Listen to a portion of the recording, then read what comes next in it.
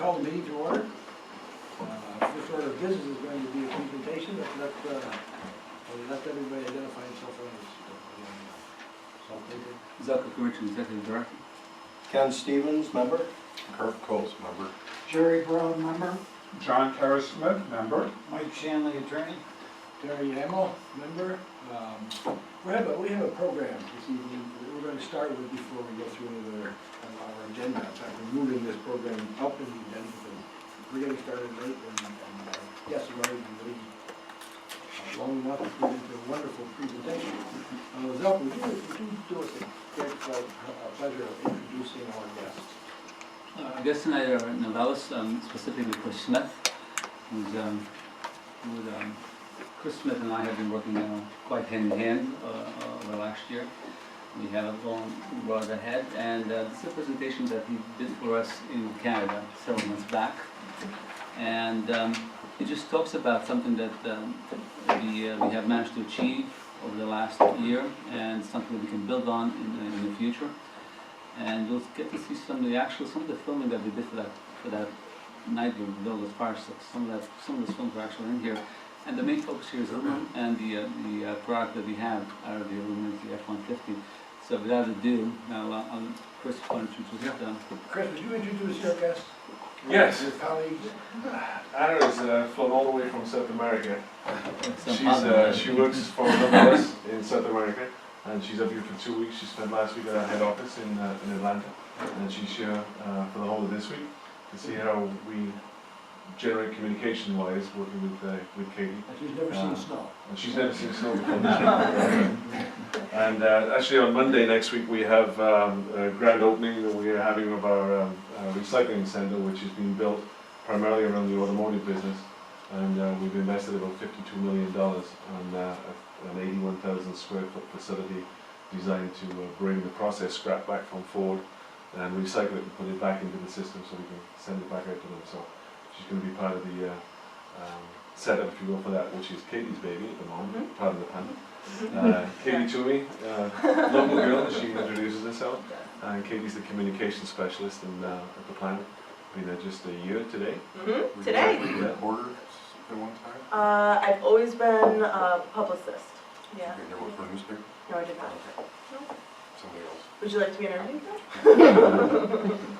So that's what we've got here is it's a presentation that we put together really at Zelko's request a couple of months ago for a conference that he was attending in Toronto, Ontario also. And it's really all about partnerships. It's about what we have as an opportunity from a Novellis perspective to actually change our portfolio, where we've been for the last 25 years primarily based on can sheet. So your Coca-Cola cans, your Pepsi cans, so on and so forth. Right. At any one time, that's been as much as 75 to 80% of our product mix.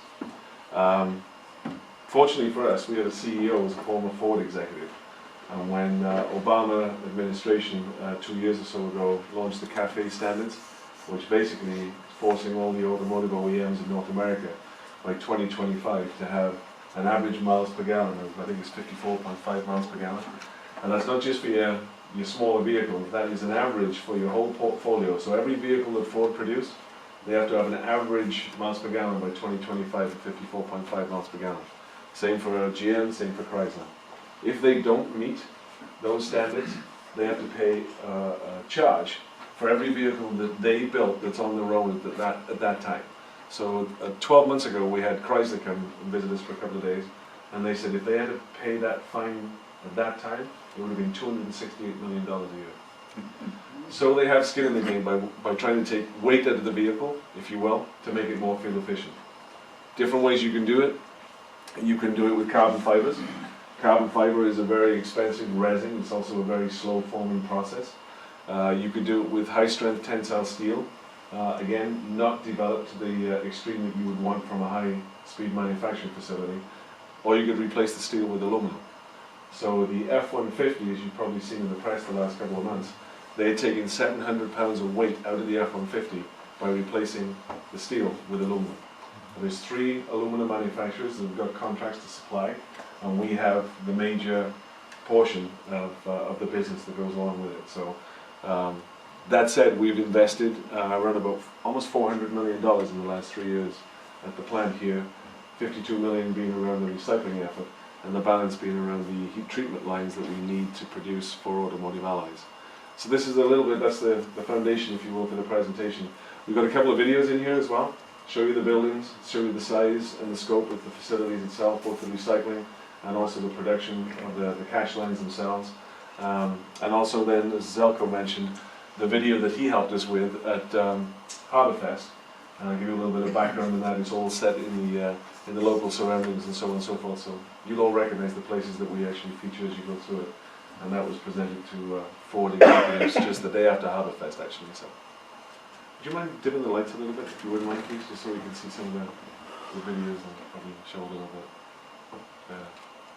Thank you very much. There you There we go. Okay. Hit the, Okay. all right. Okay, so the three legs, if you will, to the tripod as far as this relationship is concerned, none of which could be able to exist without the other. First of all, being your good selves, as far as what you're doing for us. Can you go forwards? As far as the auto expansion is concerned, the sales that you have in here, holding for us, being able to deliver based on our need and so on and so forth, we try and cast around about 70% of our requirement as far as ingots are concerned. The ingots are the first product, if you will, before we actually roll it into coil.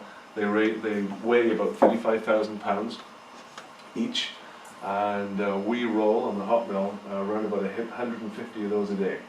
So one of those, as far as can sheet is concerned, will give you 1 million cans of Coke. It gives you an idea of the scope and the size and so on and so forth. The auto expansion itself, as I mentioned, is a big dollar item as far as Novelis is concerned. It really is the case that the company have bet the future on what's going on here in Oswego, New York. That is our 401k. There's no doubt about it. What does 750 pounds represent? Is that like about 20% of the vehicle total weight? It depends on the model, to be quite honest with you. Depending on how many bells and whistles you have. Like the basically. 150? There's 17 different models that they have. Ah, okay. You go from the King Cap, which retails at like $53,000, and you go to the basic one, which you can get on the deal for $18,000 to $20,000. Okay. So that weight is really the 700 pounds that we say that's like the average, if you will. But that's for those significant, different- huh? Oh yes, Yeah. yes, very much so. Yeah. Okay. The King Cab itself, actually, they have some additions on it that actually to improve your miles per gallon even further. They have covers that come down over the wing mirrors that send the wind out to the side. The grill gets filled out completely, and that deflects it down the side. The alloy wheels, you have segments come out in the wheels that will fill the wheels, make them solid, and send it up around the side. So it's all varying in terms of what you want to part with from a cash point of view, and how much benefit you want to see from a miles per gallon perspective. Very timely as far as the service you guys provide to us, and without sounding corny, it really is a good partnership from that perspective. I give Zelko a lot of credit in terms of he took the time to understand our needs. He took the time to understand the business. I get more information from him about what's happening in the auto industry than I do from my own boss sometimes. But that's all part of it, right? If you understand exactly what the expectations are of the customer at the end of the day, in this instance primarily Ford, then it certainly helps if you're all plowing in the same direction. So as far as Novelis is concerned, I've been with the company 30 years, and I've been fortunate enough to pretty much visit every manufacturing facility we have worldwide. Novelis, for a small town here in Oswego, not many people really know what goes on. You see the coils coming out at the one end of the plant, but as far as the customer base and so on and so forth, it was kept pretty quiet. The workforce and the infrastructure are pretty unique, I've got to be honest with you. I've said it 1,000 times since I've been back as plant manager in the last 2 years. If we could really bottle what we have here, that the people bring to the plant every day by way of culture, by way of ownership, by way of work ethic, and you could actually send that to the rest of the Novelis manufacturing facilities, we really would be pretty well set, I'll be honest with you. Location-wise, we get a lot of visitors. We get Ford every week. We had last week we had GM and Toyota. we already supply in North America alone about 50,000 tons of aluminum a year for the automotive market. So we already have a fairly good footprint, if you will. That's really been built on the success that we've had in Europe over the last 10, 15 years. We have a contract currently with Jaguar Land Rover that goes to 2022. Every bit of aluminum, every ounce of aluminum they put into any of their models between now and 2022 comes from our mills in Europe. So we already have the same sort of setup, if you will, from a supply point of view and a technology point of view that we've now tried to get the mirror image of as far as Oswego is concerned, and hence the catalyst for the investments that I just mentioned. So we are the world's largest producer of rolled aluminum products. We're also the world's leading recycler of used aluminum beverage cans. One of the major initiatives that we have as a global organization is that by 2020, 80% of what we put out into the market has to have recycled content in it. So every product. So we now got to the point where when we actually negotiate a contract with anybody, you have to get the complete recycled circle, if you will, in place so we get the material back into our organization. It reduces our risk and hence the customer's risk if we already have material available that we can recycle and put back into the system for their use, as opposed to us going on the open market and trading in markets that we have no control over the price, which we subsequently pass on to them. So they have an interest in playing along with us, if you will, in that regard. Our global footprint, just over 11,000 employees, revenues of just under $10 billion. You see our shipments, the number of operations we have around the world in 9 different countries. This is the customer base that we have potentially, realistically, out of Oswego. The automotive names that you see up there, we've not until this investment actually produced a finished product, automotive product out of Oswego. We've rolled material that goes on to primarily our sister plant in Kingston, Ontario for finishing. They already have a cash line, which stands for continuous anneal and solution heat treat. So they've already had one up there for the last 10 or 15 years, so all finished product has gone ex-Kingston. Now we have 3 of those to do ourselves. High-end specialty products. Typically the way you do business in that market is very spot, very short-term, for a month, 2 month, 3 month contracts. They are typically high quality finish or decorative finishes on the material.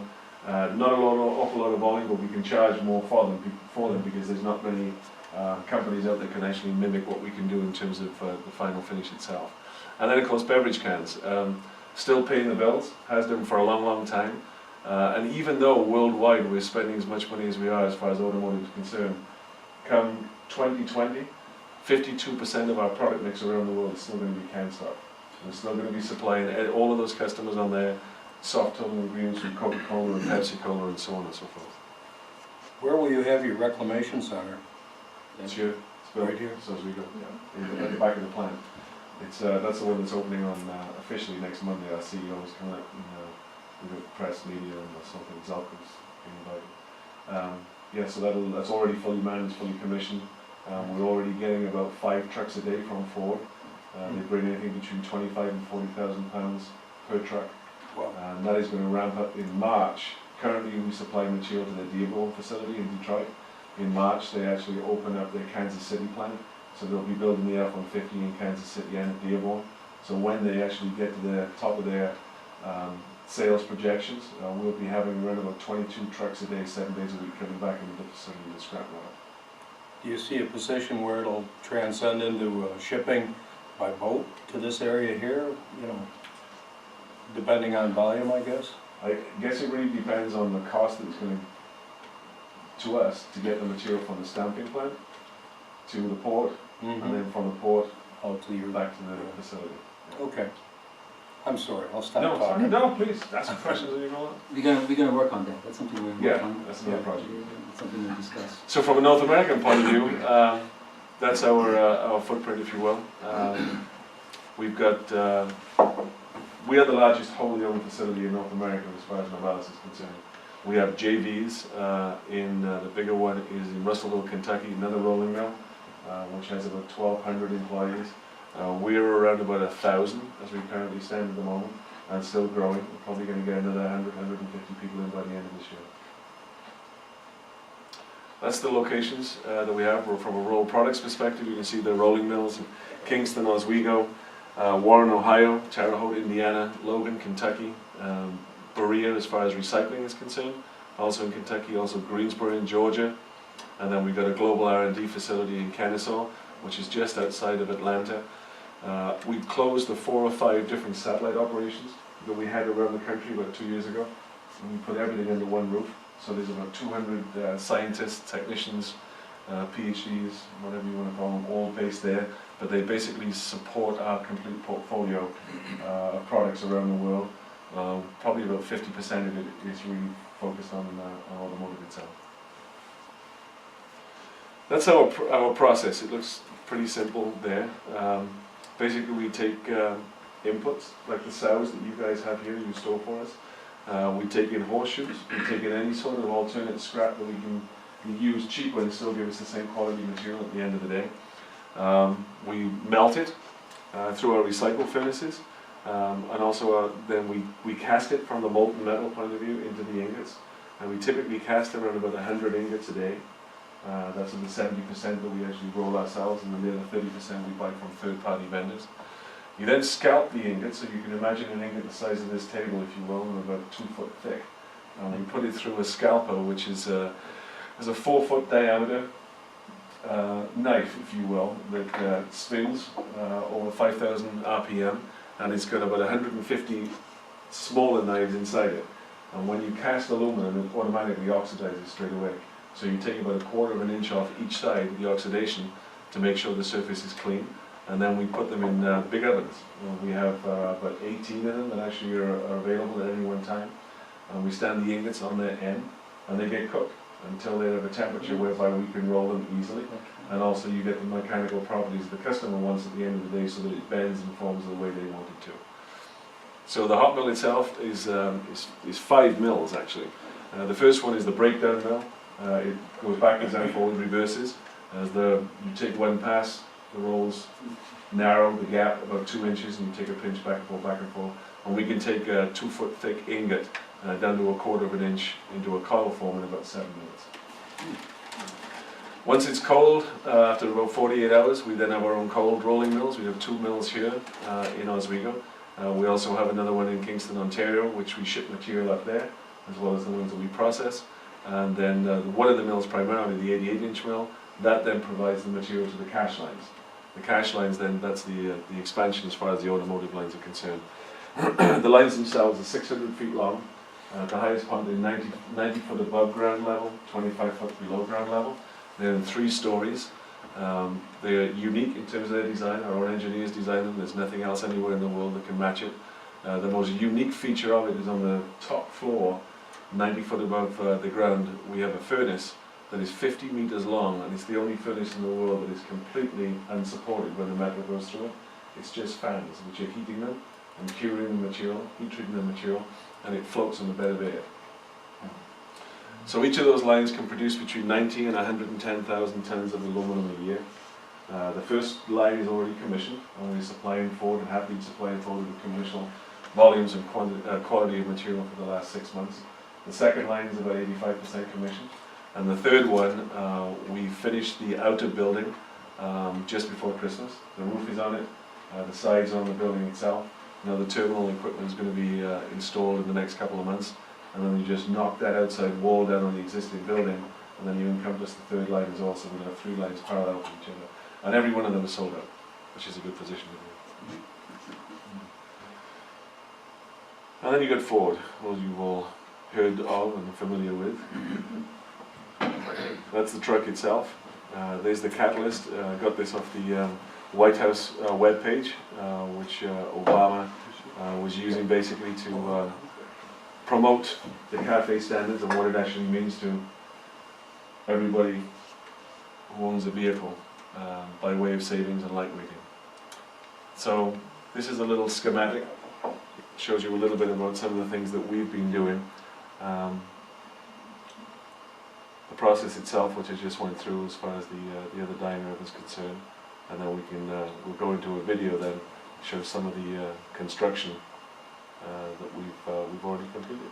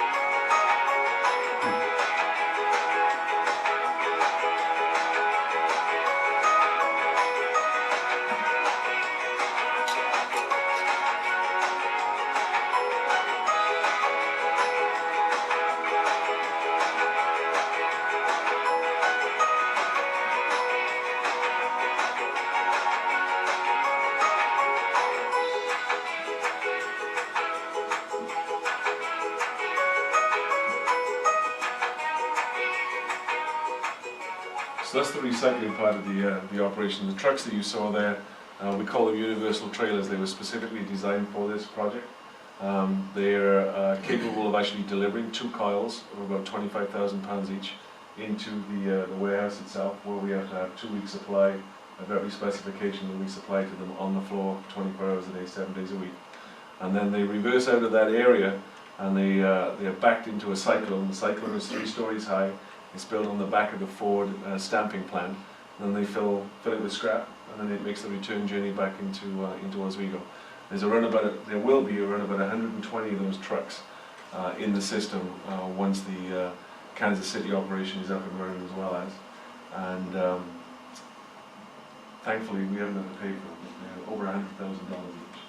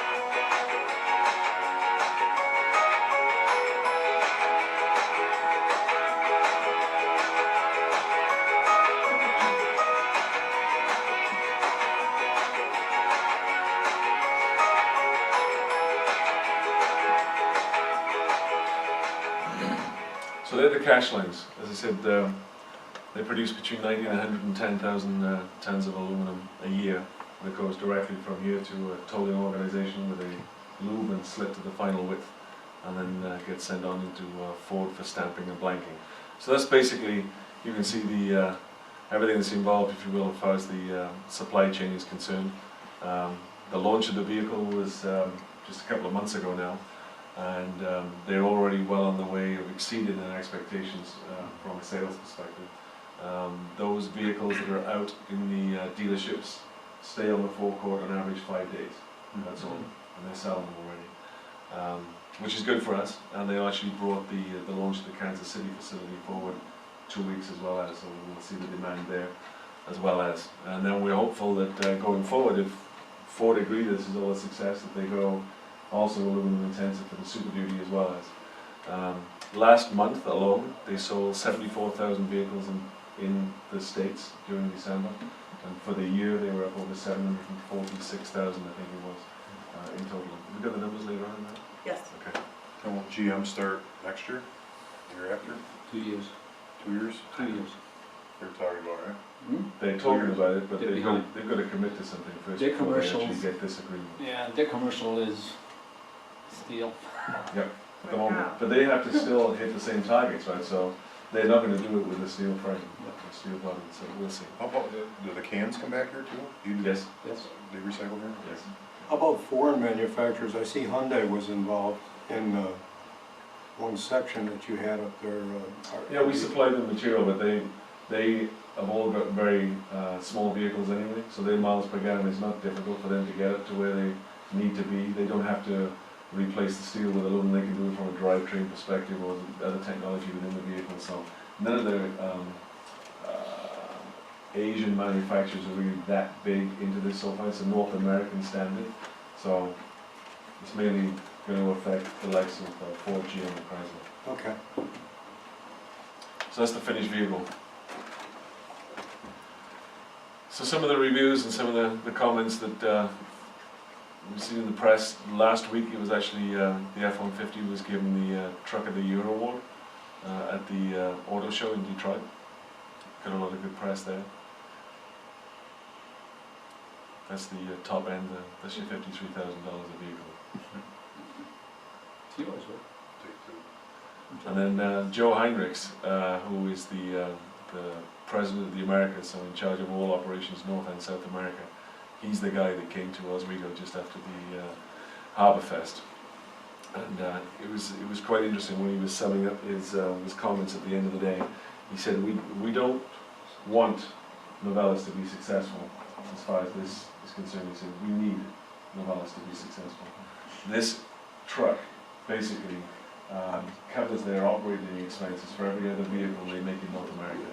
So the profits off the F-150 allows them to cover every other cost associated with all the other vehicles and models they produce in the States. It's that big. They spend over $3.2 billion in getting as far as this just on the F-150 itself. Will they move into aluminum car bodies too? Quite positive. Quite positive. That's the closed loop recycling that I mentioned earlier. This is, we found out recently, this is the largest closed loop system anywhere in the world, any product. And it's cool, it's out of here in Oswego, New York. So basically, you know, we've invested in systems and transportation to be able to bring the metal back here. Ford have invested tens of millions of dollars to ensure that we actually get that metal back in the system and they can segregate by alloy, 5,000 and 6,000 series alloys. So it allows us to mix that material back into the raw inputs that we have so that they get the right grade of material coming out of it at the end of the day. But in the meantime, it provides a tremendous profit opportunity for Novelis involved in the whole entire process, I would think. It does, because it reduces our risk of going into the open market as well. You know, so we Exactly. control our costs a lot more closer. First when we know with this the is best, guaranteed. really. Yeah, Yeah. very much so. Chris, another concept now, I'm sure folks explain. The cells that we have out here, they only compromise how much of the total product? It's not, as far as inputs. Oh, it's less than 10–15%, something like that. That's how significant it is. Yeah. But it's also significant if we had to go out and buy this on the open market. Exactly. It wouldn't be such a good economic deal as far as we're concerned, that's for sure. So in terms of what we're trying to build upon, we already have the #1 supply situation, if you will, as far as supplying automotive aluminum sheet to the marketplace. With the investments that we have here, the 3 catch lines we have coming on stream, we've also 2 months ago commissioned a similar line in China. We're already supplying Audi, BMW, Porsche and Volvo in China, and they're also supplying, because they have excess capacity, material to the Jaguar Land Rover in the UK from China. So if you add all the capacities of all 4 lines together, it exceeds our position again over and above our competitors as far as the #1 role is concerned.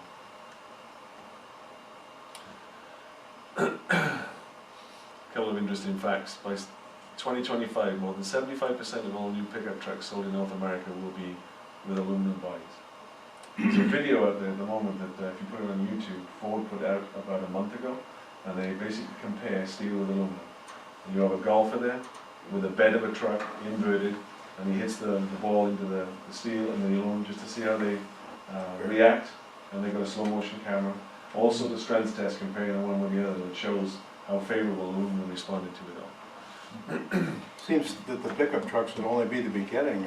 The larger cars that are still produced here in this country, obviously, they're gonna migrate to aluminum too, I would think. That's what we're hoping. Yeah. But you see the demand there, where we see it going.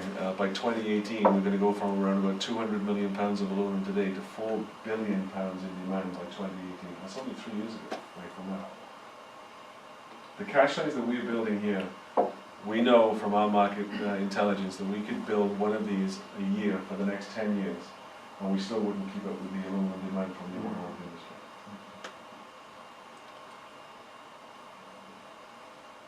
So this is the video that I tried to set up a little bit earlier.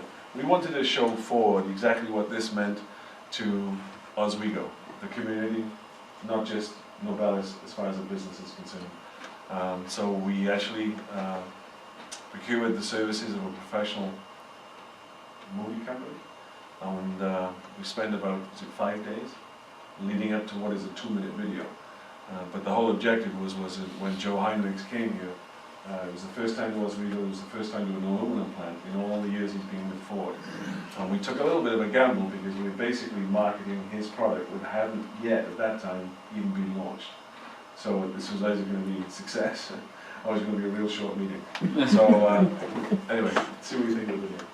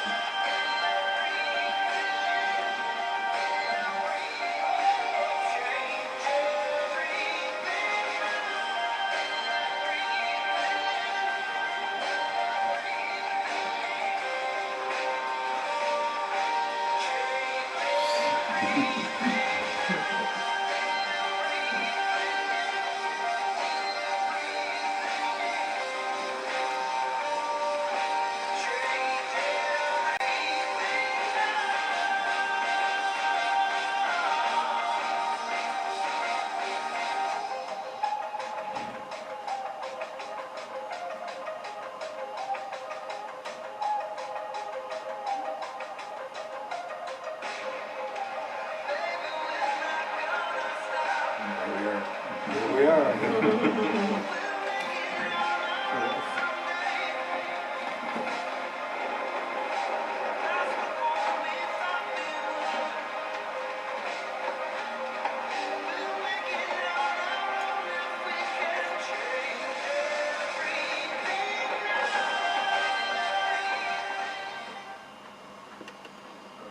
Cool. Fortunately, they said the same thing. Yeah. So yeah, it was well received. There were 7 of them in the party, all worked for Joe Heinrichs. They were all presidents and vice presidents, and this, that, and the other. And it went down very, very well. So basically, just wanted to take the opportunity to show you guys what you've got on your doorstep and the role that you play as well in that success going forward. It'll continue to increase, we've no doubt about that. When we make a success of this, we know there'll be other vehicles coming along, but it will also be aluminum intensive, which is going to increase the amount of business you get here as well. So thank you very much for your support in that regard. Any questions for me on any of the work you've just seen? I don't know if Zelko mentioned it to you, but that Chris wasn't at the presentation because he couldn't get there. So he was narrating this from here, and his voice was booming throughout this big room full of people. And it was as though he was standing on stage because everything was coordinated exactly, perfectly. And by the end of this, there were people who tears were running right down their face. Cool. Really? No kidding, I'm not exaggerating. This had a huge, this is a big screen like in a theater. And it had a huge impact on the audience. This made everybody was breathless. That's all I talked about for the next 2 days. First day, morning of the first day, and for 2 days, 4 major sessions, this was absolutely the most exciting presentation and the one that impacted completely on the audience. It was amazing to see. And the whole conference was teamwork, working together, and so this hit the nerves. I mean, and the lady, the steering wheel stole the show. Yeah. That lady is awesome. I mean, whoever she is, I mean. She's never gonna live it down. The one that jumped in. Yeah, she Yeah, stole yeah. the show. I mean, See, there's Expression a on her face. little Yeah. funny little story about that. She hadn't seen the video because we couldn't show it to anybody, right? I know. So we showed it to Ford, and then we took them on a planned tour, and she was one of the guides on the tour. And one of the Ford guys went up, hey, can I have your autograph? She had no idea what he was talking about. That's cool.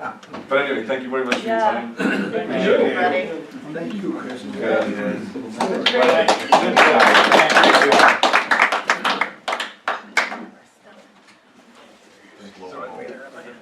You see the slow-mo thing again? Brief break. No. I see it a long time to see that. We're just short, just cut it off, and we're gonna just a break. Yeah, this is fine, thank you. Doesn't matter. It's no big deal. Okay, that was, I hope everybody enjoyed that presentation by our neighbor down the way, with our wonderful customer. What's happening in Novellus is just astonishing. Another 150 jobs. It's just astonishing. Okay, that brings us back to the agenda, as presented. Motions in order for the consent agenda. Anybody want to vote to? So moved. Mr. Smith? Mr. Brown? Are there any questions? I do have a question. Sorry to be the It wouldn't, fly in the ointment. it wouldn't be a meeting. No, I know. CNS engineers, I'm deliberately withholding it. just make me ask, or, Yeah. no, I'm kidding. I'm deliberately withholding it. You are? Yes, it's an accounts payable, it's a deal that was struck some time ago with the former director, and I'm Just not gonna pay it for yeah, till I get to a particular some deal. satisfaction. Yeah, there was no, it's, Okay. And then, of course, our other favorite, Shanley. he's taking Current. care, he's Current. current. He's current. Yes, for the time being. Don't forget again, these data are 1 month old. 1 month. And also, receivable Rio Tinto, A lot of that has caught up. okay? One of the things I'm working on, and I know when I started, the account, the information that you had was 3 months old, now it's about a month old. Okay. I'm looking to get it real, and which means that day of, we are, So it was less than that? yes, and right now it's a month old, and a lot happens in the last 20 days. People just wait till that last 20 days, and that's when Well, it's after the first of the year. Yeah, that's when. How about traffic bureau? It's all Same thing? the same thing, all caught up. Okay. That's all. Any other questions? The attorney thinks so.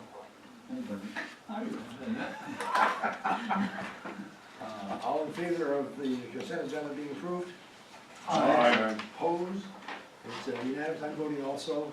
So, we're missing 3, but we have a quorum, so the chair will be voting on most of the items.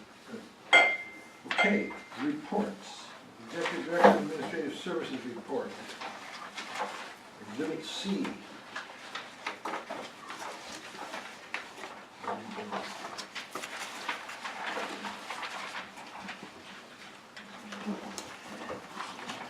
Executive Director's report. I'll do the record. There, it's good to see you. There we go. And that basically tells you what we did during the past month. I mean, we've been busy submitting funds. We actually are a little bit behind the curve as far as some of the grants, and I think I told you the last time, one or two pieces to report that we had to dip into our loans, and to be honest, it's got me quite upset. I don't like loans. So I had, to meet payroll, I had to go take money out, and I'm not too happy about that. And as of yesterday, we still haven't paid some of that money back. So I'm not too pleased about those situations, and basically the situation is, we're after the state grants. The grants have been delayed. Once it's all settled, we'll be fine.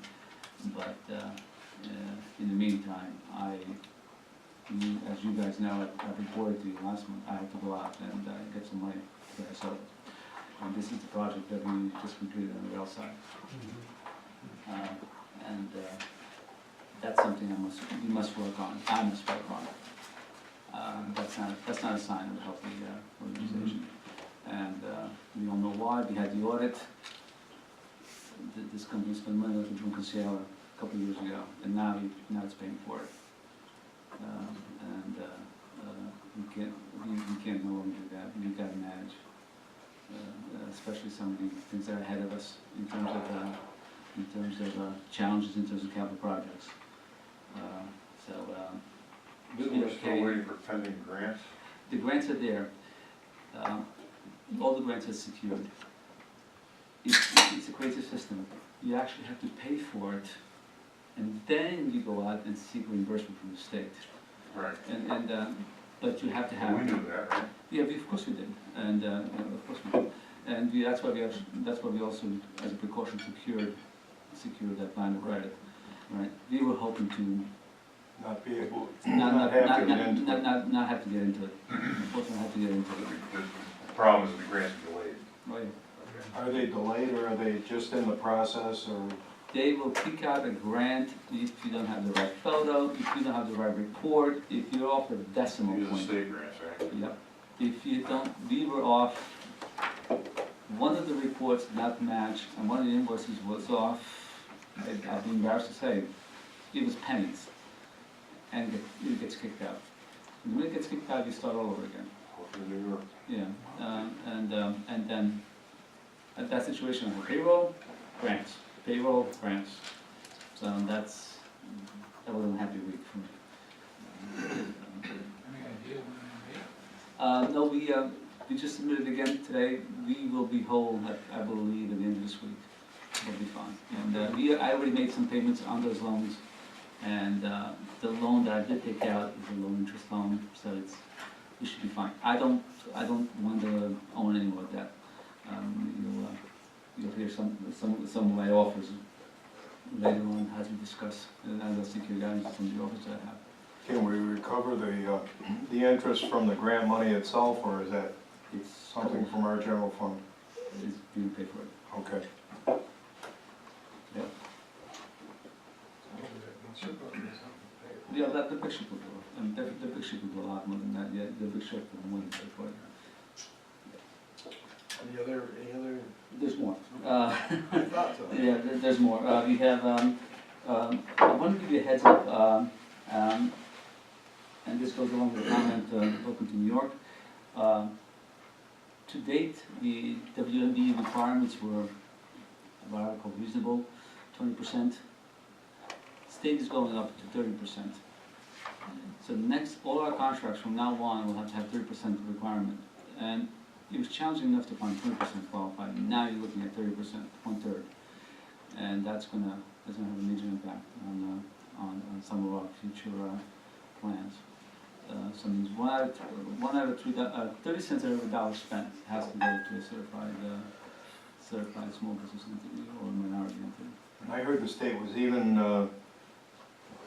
encouraging that there's a non-bid list too, that you don't even have to look for a low bid at But this it's point. very small amount. Small amount? Yeah, very small amount. Very small amount, and then again, but it's a per unit prices, and it's a small group of businesses. It's called set aside. Right.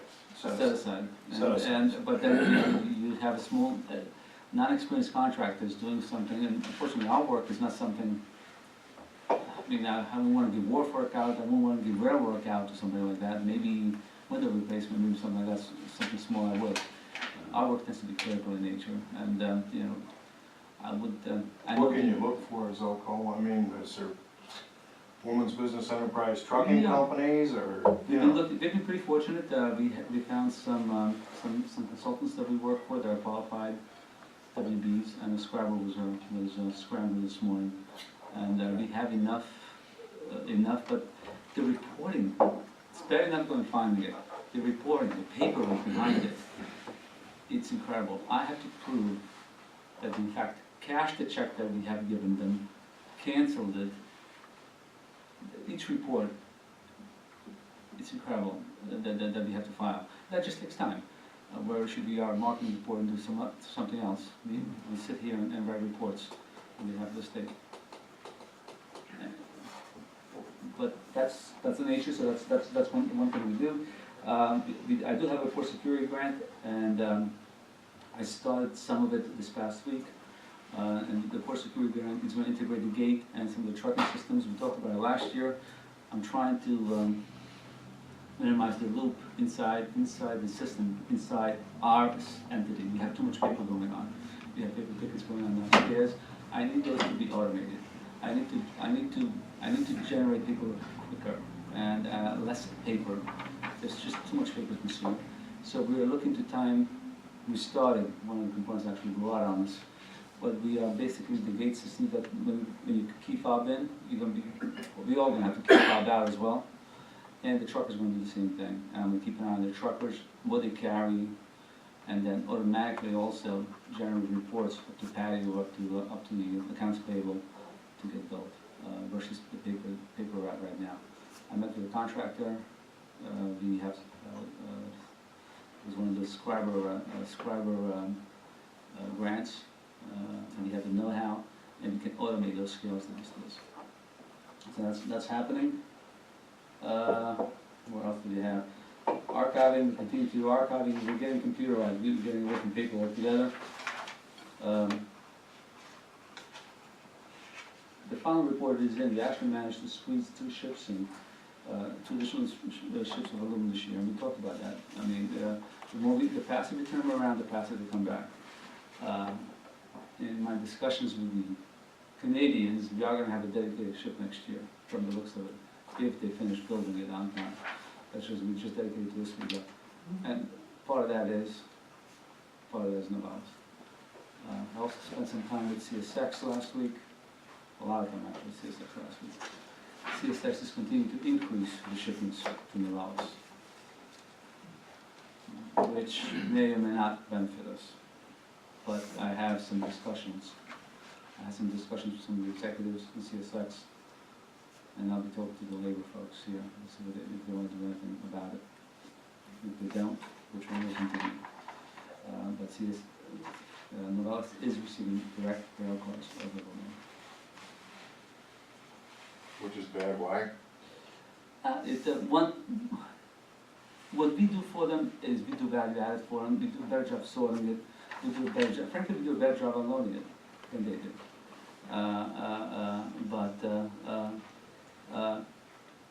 It minimizes our labor efforts. It minimizes our some of our rents, so it impacts us. That's what's bad. I mean, that's why I don't like it. It's being selfish. But I think we do a better job storing it than they do. And I think as far as value added, we provide better service than themselves do. So I have some propositions for you later on that we can discuss. One other thing I wanted to talk about is last month we had a presentation by Henry, and boy, did I get into a can of worms. And basically, all I can tell you is that the whole matter has been tabled, and the whole board, museum board, and Henry are trying to figure out what to do with that ship. That's all we want to say right now. What was it, I missed it, I was there. Yeah, it's Henry made a presentation about what to do with the boat that he has, the schooner. Yeah, Yeah, so and he wants us to store it. more than that, support. Wants us to own it. Yeah. Well, they're going out, so that's their big asset. Yeah. They have some different ideas, and not everybody's on board with those ideas. So now I believe they're gonna come back to us a couple months down the road. Apparently they can't take care of it anymore, or where is it? Money. It's money, It's in Brewerton. It's on hard for the, And the HOA, they don't want it. Correct? So, guess who's sitting in the middle? Us. they want it. They want it. HOA. Yeah, they want us. The other thing I wanted to point out to you on the marina debt, there's still about $4,600 left for the bad marina debt out there. That's out there. The contracts that's sitting on Patty's desk, we have a strategy, basically, who owes us money, we just won't renew his contract. I think we'd be more than, I know Mike has secured a couple of them to we actually got handed a bunch of checks to us. So, we're gonna continue to pound them, but there's a lot of folks who, yeah, they're not giving them pleas.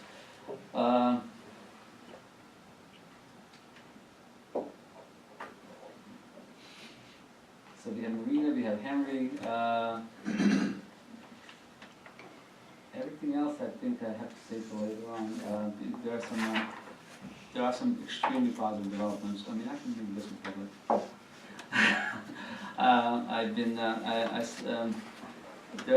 There's some cargoes that we're going to secure. I want to know more Thursday and Friday, but there's some cargoes that we're going to secure from Vermont Railways, and there's a whole big debate on whether or not Vermont Railways is allowed to deliver on CSX rail.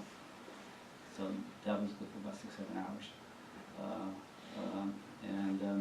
I think we found a solution. We'll know more by the following Friday when the final proposals are due. And now, unfortunately, the unions and the railroads are getting involved, and so the local Syracuse union, the engineers are getting involved as well. But it involves whether or not CSX is going to allow another rail line to run their trains on their line. And I think it's safe to say I learned a lot.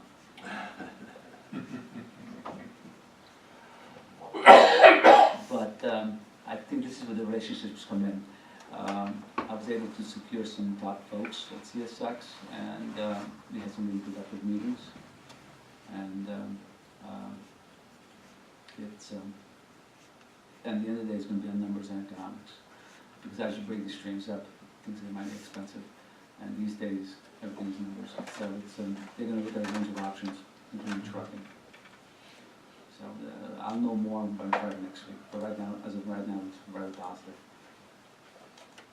That's my report, Chairman. That's your report? What's going on with our friend Mr. Broadwell? I have an offer.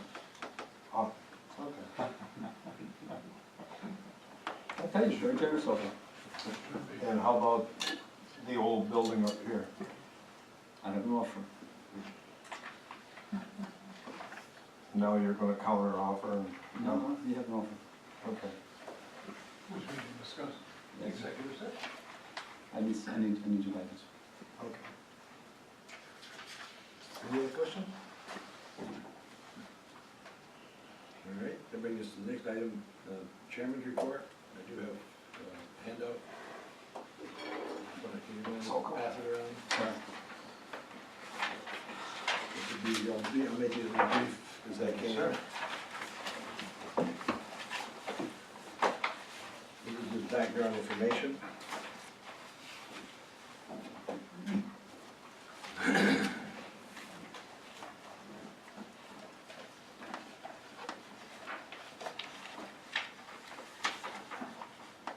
I'll say the rest of the way through. Everybody's got one?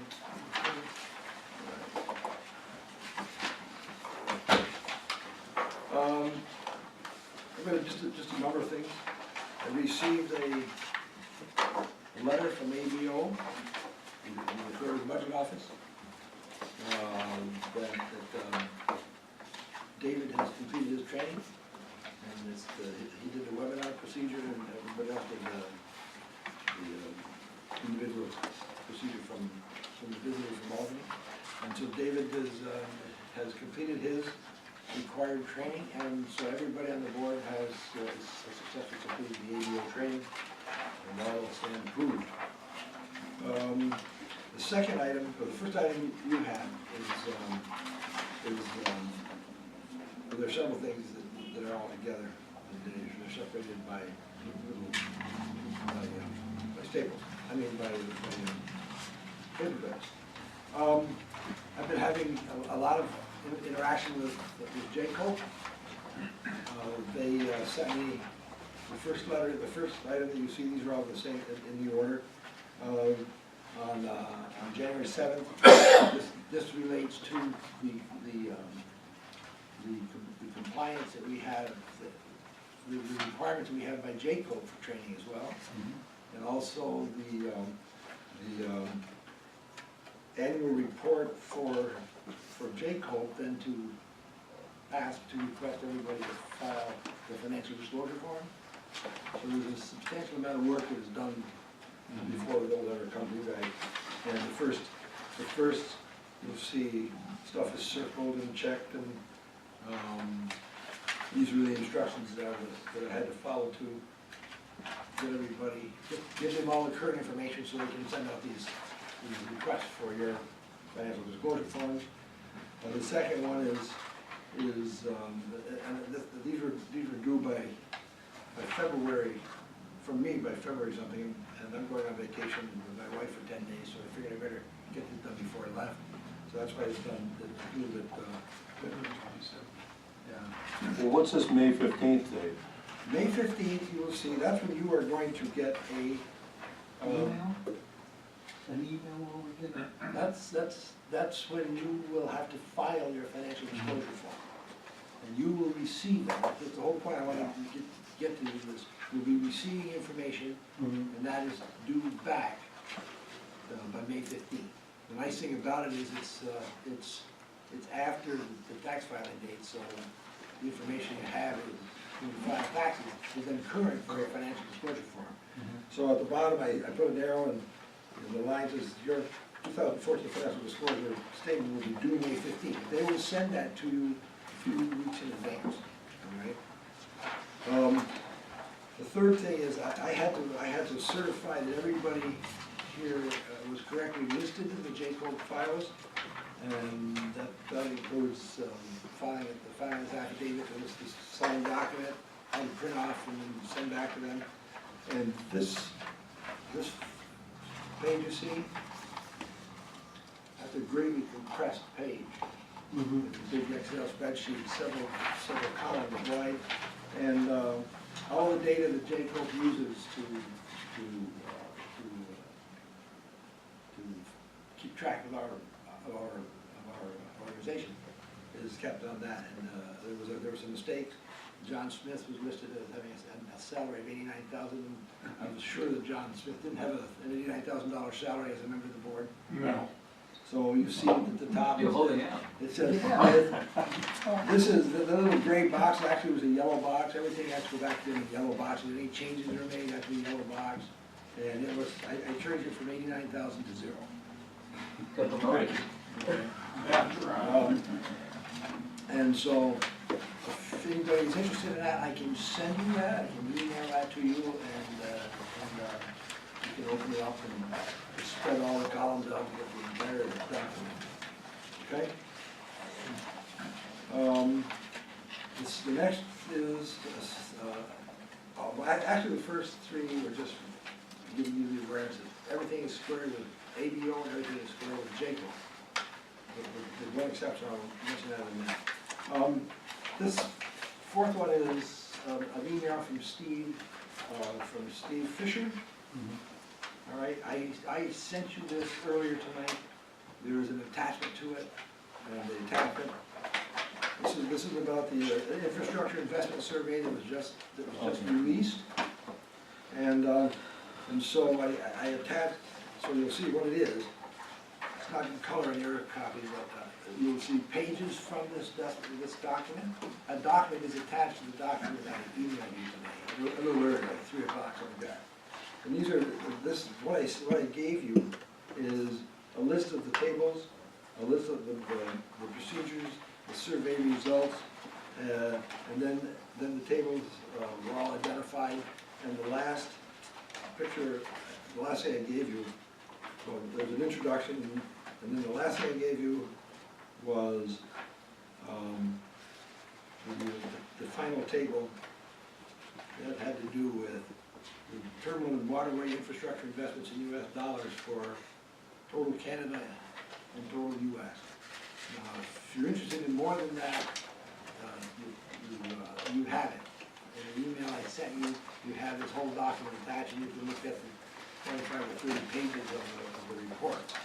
Steve Fisher is the person who was here at a meeting a few months ago with Laura Blades. They sat down there and they were excited about having the opportunity to be at a meeting. This document is the most recent publication of a study of the investment in ports and the waterways and the Great Lakes St. Lawrence Seaway System from both countries, consolidated into a single report. And it's very, very good. There's not a lot of wordiness. It's documentation, data, figures, that thing. If you're interested in how much money is being invested in the Great Lakes and St. Lawrence system, this is the document to look at, and you have a copy of it. The last thing I gave you was something that Zelko sent me. It was about the Port of Oswego expansion will mean more local jobs, different ways of shopping, different ways of shipping. This was also on Laura Hand, Same Morning Show.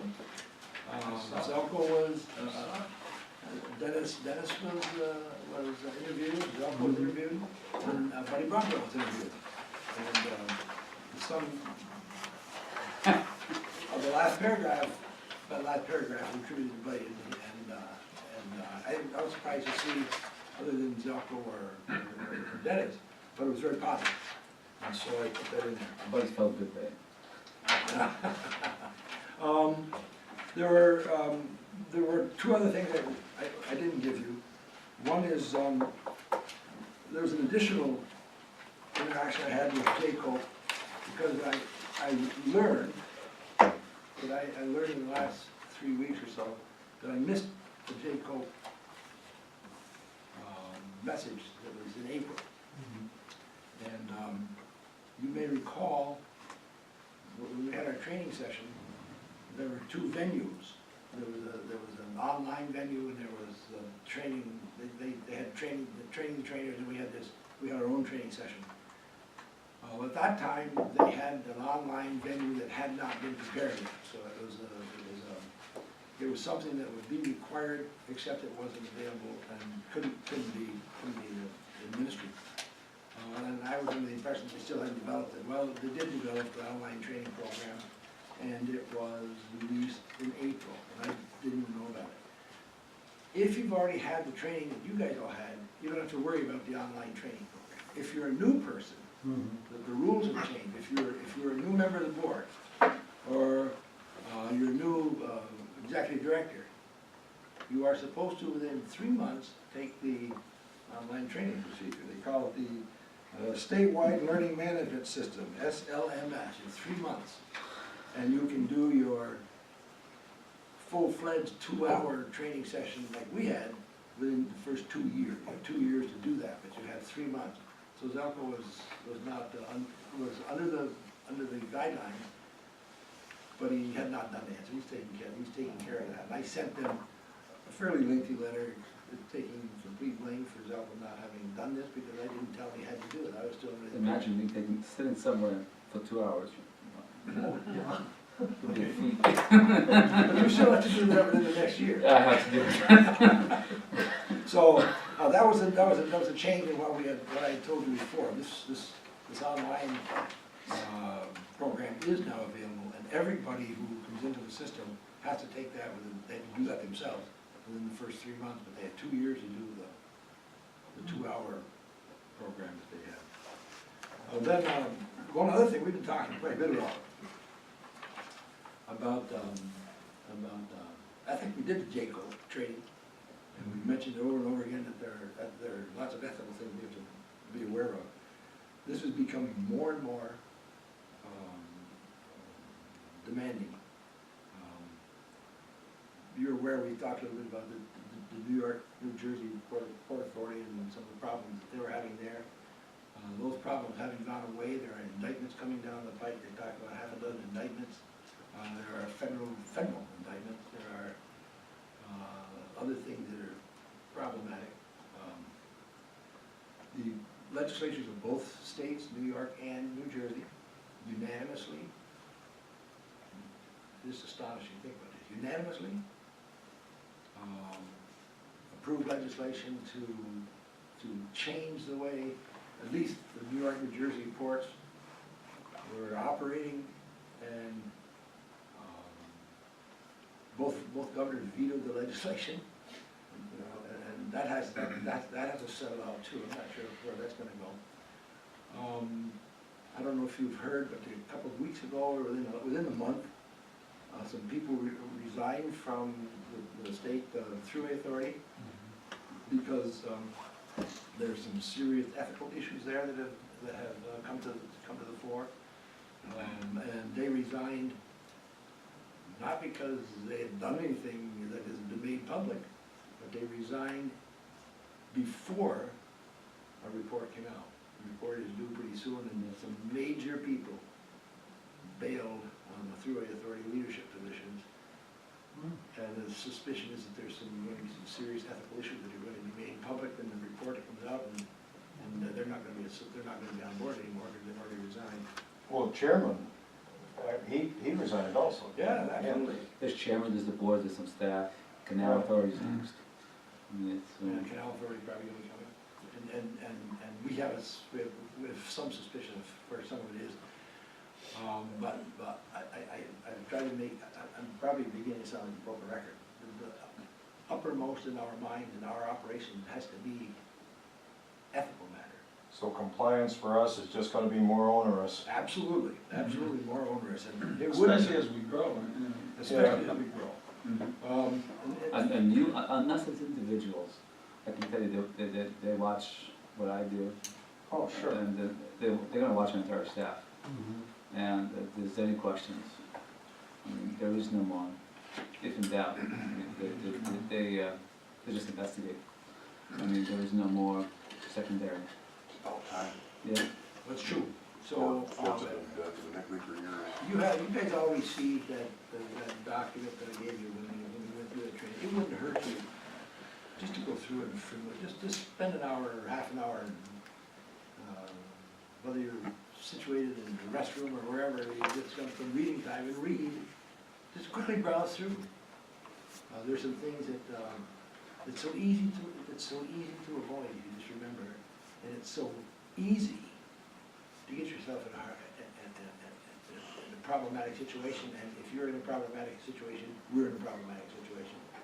And to the extent that the governor is looking at central New York with a big bag of investment to be spent for a plan that is good for central New York and New York State, we don't want to be a possible participant in that plan, put into any kind of an ethical dilemma. It can reflect poorly on us because the government will walk away from us in 2 seconds. So that's the end of my chairman report. Okay. Such as it was. That gets us to the attorney. Executive session, legal matters with the attorney, yes. Full business. We discussed the schooner, I mean, the schooner's basically put on hold, and until they come back to us. We had a motion that was tabled at the last meeting, so that will have to automatically be just left on the table. All right? That, so there's no other old business as far as I know. So we're tabling that for more information, or? More information. More information, and more information as much as anything regarding the status. Okay. Yeah, it'll be on the agenda next month, so. It'll be on the agenda next See month. what It'll be there depending upon what happens, and how it'll be put on the agenda. New business. I put an item in here, and this is something I may or may not need for information, but basically what it is, it's a, and I don't have a proposal, I just put it as a placeholder, as an item to inform you. And I don't want to be in a situation where I have to spend my authority unnecessarily if I don't have to. What this is a study of Central New York container market with Martin Associates with a maximum fee of $15,000. I don't know if you noticed who did the study or the investment on the Great Lakes. It was Martin Associates. Martin Associates is a leading economic development firm that works for the American Association of Port Authorities. They are U.S. world renowned. What I'm looking for is from him is a more in-depth database, if you would, of what's actually available here and its origin. A lot of this is available online, a lot of this is available on databases, but it's not all assembled. I'm also going to talk to the Port of New York, New Jersey about this, but just in case Port Authority of New York, New Jersey don't want to cooperate, I want to have this as a backup, that can go out on my own and do the study and spend up to $15,000 with Martin Associates. If New York, I call them Panya, Port Authority of New York, New Jersey doesn't want to cooperate, they have the data, but I think they'll share it, but I'm not sure. I'll find out very soon. But if they don't, I want to have an ability to go out and get my own data. This will save a special meeting just to do this. Would the Army Corps have anything No, that comes close? no. Yeah, what I'm looking for is a database of customers, what moves, how it moves, what's its origin, what's the destination, how does it get here, Okay, what volumes, What's Right. the future? Right. Containers are Right. the future. yeah, right? And a lot of this is available on some of the databases. But what the databases do is they skew it by the point of origin, and they also skew it by the point of arrival. In okay, this area, the majority of the containers in Syracuse are all destined for Someplace else. Port Newark. yeah, Oh, they're all final destination Port Newark, but it's not final destination Port Newark. A lot of this stuff contains Syracuse. okay. So I'm looking for specific data. I mean, I'm looking for specific numbers. I put it on here as an item. I don't want to be in a situation where I would have to call a special board meeting, especially since the chairman's on vacation somewhere. But I'm gonna be looking at the container ports in the Eastern Caribbean. yes, yeah, there's plenty of them I'll there. bring you some pictures. Yeah, but There's lots of them. yeah, Freeport, right? Yeah, Freeport has a very large one. They're MSC, everywhere. yeah, MSC is there. So what this does is it gives me the ability to get this data. I'm fairly confident I can get it from Port Authority, New York, New Jersey, but I'm not going to have the ability to get my own if I have to, and I think want to call for a special board meeting. And I'll deliberate more with what this does, as soon as I can. I'll give you some information. So this gives me the ability, I can call the fellow up, say, look, I cannot get the data for Port of New Jersey, I'm on my own, and this is what I needed. And I The other part of that is, this is a verification of anything that the Port of New York really would have. I've been saying a lot of things to a lot of folks, and I just need an independent party to confirm. Bargain. It's a bargain, $450,000 bargain. Yeah. It's also a bargain too. Yes. Oh, bargaining. Yeah, It's a bargain. It's a bargain. Well, it's for still a bargain, very- but it's a good for bargain a too. very So- important bargaining chip, absolutely. You're always better bargaining with your own data. Right. So you need a motion to, Yes.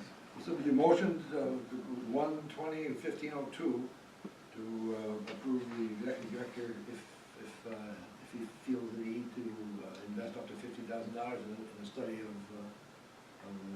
container in Central New York. Now, is that 15,000, is that gonna be sufficient? do you That'll think? hold me for the first one if I need more. 50,000. 50,000 will hold If he me. thinks he's got J-Cope issues before he goes away to. And partly, it's, I mean, I could have structured differently. 15,000 should do it. I mean, I inquired. and if it doesn't, He'll be back. then let the I'll be policy. back. Well, but he already has the authority for another 7,500 if he needs it. Yeah, But if he says he thinks this is enough, it's probably. I got it in going pieces. I'll make the motion then. Second? Mr. Stevens, Mr. Coates, I apologize, Mr. Coates. Any other questions? All in favor? Aye. Opposed? Is that an aye, John? That was an aye? Aye. Okay. Ayes have it. The motion passes. Ayes have it. The motion passes. The ayes have it. All right. Any other new business? Okay, the motion is in order to move into executive session to discuss some real estate matters, and some negotiation matters with regard to some business matters. Motion, and move into executive session? Monday. So So moved. moved. Second. Mr. Coates, Mr. Smith. All in favor of executive session? Aye. Opposed? So motion is, Back good. motion is in order to resume regular session. So moved. Second. All right. Mr. Stevens, Mr. Smith. All in favor of resuming regular session? Aye. Opposed? It's unanimous. Any other items of business to come before the body? Nope. Motion's in order for adjournment. I'll make motion. Second. Mr. Brown, Mr. Coates. You miss a meeting, look what happens. Hey, One meeting. isn't this astonishing? Did you ever get a mental freaking block? Now on I get a TV. lot more. I get a lot more. All in favor, all in favor of adjourning? Aye. Aye. All opposed, it is unanimous. Mr. Coates, thank you for your